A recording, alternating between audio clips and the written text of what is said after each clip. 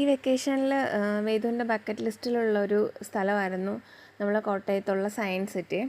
ഇന്നത്തെ ദിവസം ഞങ്ങൾ പിന്നെ എവിടെയാണ് ആദ്യം തന്നെ ഇവിടെ വന്നിട്ട് ഞങ്ങൾ ടിക്കറ്റ് എടുക്കാൻ പോയി. മുതിർന്നവർക്ക് 50 രൂപയാണ് ടിക്കറ്റ് ചാർജ് വരുന്നത്. ഇപ്പോൾ 3 വയസ്സിനുള്ള മുകളിലുള്ള കുട്ടികൾക്കുള്ളെല്ലാം നമ്മൾ ടിക്കറ്റ് എടുക്കണം. ഞങ്ങൾ 2 അഡൽറ്റിനും ഒരു കുട്ടിക്കും കൂടെ ചാർജ് എടുത്തപ്പോഴത്തേക്ക് 130 രൂപയാണ് ഇവിടെ ചാർജ് ആയത്.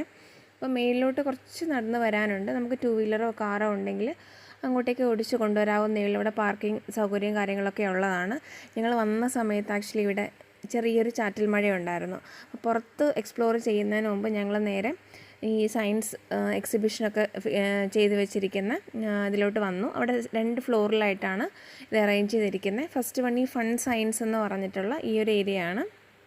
ഇത് പ്യുവർ പക്ക ഫിസിക്സാണ്. ഈ മാത്സും ഫിസിക്സും എല്ലാം ഇൻക്ലൂഡഡ് ചെയ്തിട്ട് ഉള്ള എല്ലാ സംഭവങ്ങളാണ് ഇവിടെ വെച്ചിരിക്കുന്നത്. പക്ഷേ നമുക്ക് ബോറടിയോ അങ്ങനെ കാര്യങ്ങളോ ഒന്നും വരത്തില്ല. സയൻസാണ്. പല കാര്യങ്ങളുടെയും പ്രവർത്തനം എന്താണ്, ഇതിങ്ങനെയാണോ സംഭവിക്കുന്നതെന്ന്, എങ്ങനെയാണ് വരുന്നതെന്നുള്ളതൊക്കെ നമുക്ക് മനസ്സിലാക്കാൻ പറ്റും.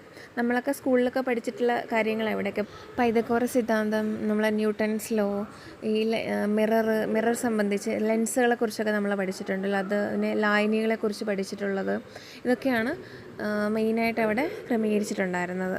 അപ്പം വേദുവാണെങ്കിൽ എല്ലാ അടുത്തും പോകുന്നുണ്ട്, എല്ലാം അറിയാൻ ശ്രമിക്കുന്നുണ്ട്. ഒന്നും അറിയാനുള്ള പ്രായമായിട്ടില്ല എന്നുണ്ടെങ്കിലും എല്ലാ എക്യുപ്മെൻസിൻ്റെ അടുത്തും പോയി അവൾ എന്താണ്, ഇതെങ്ങനെയാണ് വരുന്നതെന്നുള്ളതിനെ പറ്റി ഡീറ്റെയിലായിട്ടൊരു സ്റ്റഡി നടത്താനൊക്കെ ശ്രമിക്കുന്നുണ്ടായിരുന്നു. ഒന്നും മനസ്സിലായില്ല എന്നുണ്ടെങ്കിലും പിന്നെ ഓരോ ടേബിളിൻ്റെ അടുത്ത് പോകുമ്പോഴത്തേക്കും നമുക്ക് ആ ടേബിളിനോട് ചേർന്ന് മലയാളത്തിലും അതേപോലെ ഇംഗ്ലീഷിലും എഴുതി വെച്ചിട്ടുണ്ട്.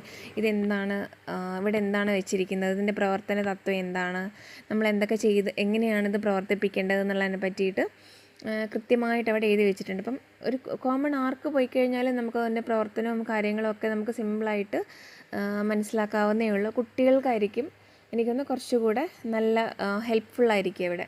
കാരണം അവർ പഠിക്കുന്ന കാര്യം തന്നെ നമുക്കത് മനസ്സിലാകുന്ന രീതിയിൽ അവിടെ എല്ലാം നന്നായിട്ട് സെറ്റ് ചെയ്ത് വെച്ചിട്ടുണ്ടായിരുന്നു.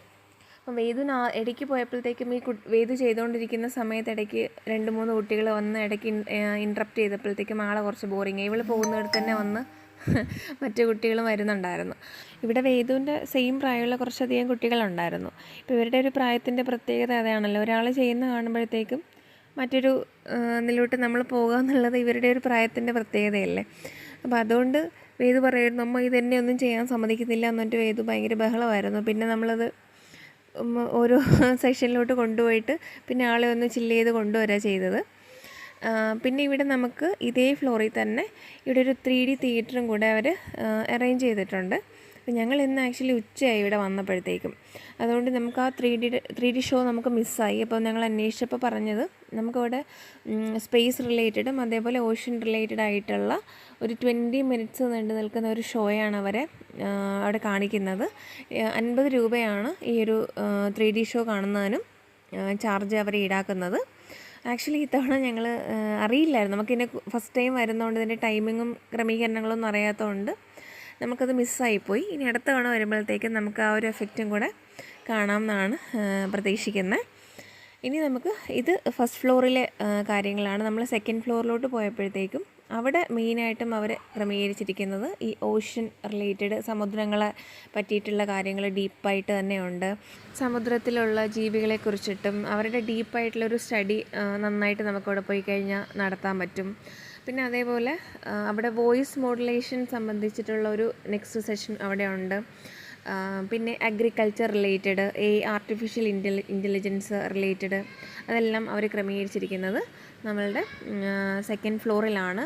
വേദു കൂടുതലും ഈ സൗണ്ട് റിലേറ്റഡ് മോഡുലേഷനുള്ള ഭാഗത്താണ് കൂടുതലും അവൾ ഫോക്കസ് ചെയ്തത്. സെക്കൻഡ് ഫ്ലോറിലൊരു പ്ലേ ഏരിയ ഉണ്ടെങ്കിൽ ഞങ്ങൾ ഒത്തിരി സമയം അവിടെ സ്പെൻഡ് ചെയ്തില്ല. പിന്നെ ഞങ്ങൾ പുറത്ത് എക്സ്പ്ലോർ ചെയ്യാൻ വേണ്ടിയിട്ടാണ് വന്നത്. വേദുവിന് ഏറ്റവും കൂടുതൽ എക്സൈറ്റഡ് ആക്കിയിട്ടുള്ളത് ഈ ഒരു ഡൈനോസർ പാർക്കാണ്.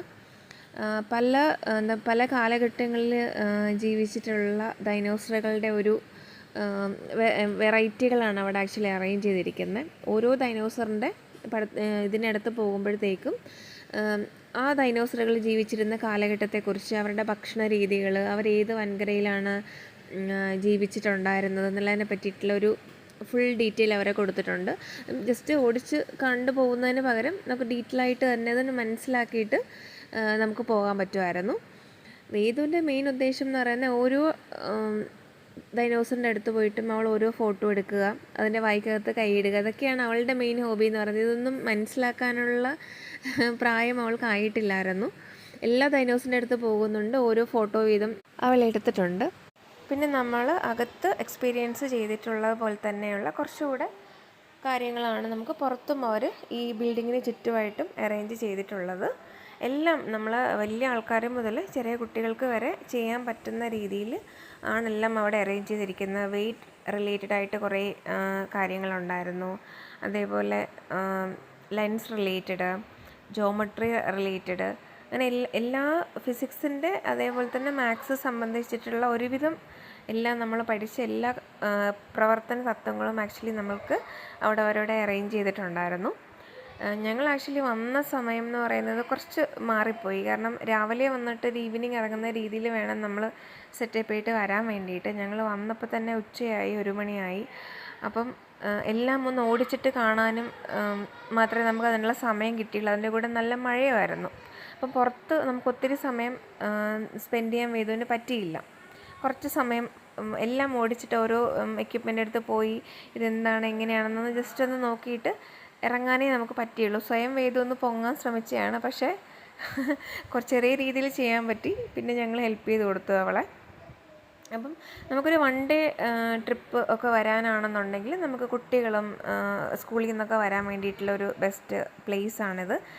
ഒരു പ്ലാനറ്റോറിയം കൂടെ ഇവർ അഡീഷണലായിട്ട് ഇവിടെ പണിതുകൊണ്ടിരിക്കുന്നുണ്ട്. അതിൻ്റെ ബിൽഡിങ്ങിൻ്റെ പണികളൊക്കെ ഇപ്പം നടന്നുകൊണ്ടിരിക്കുകയാണ്. അതിനോട് ചേർന്ന് തന്നെ നമുക്കൊരു കഫറ്റീരിയ ഉണ്ട്.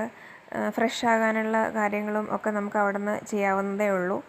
അപ്പം ഫൺ പ്ലസ് വിജ്ഞാനം, നോളജ് ഒക്കെ വേണമെന്നുണ്ടെങ്കിൽ തീർച്ചയായിട്ടും ഒരു 1 ഡേ നമുക്കിവിടെ സൂപ്പറായിട്ട് സ്പെൻഡ് ചെയ്യാനുള്ളതൊക്കെ ഉണ്ട്.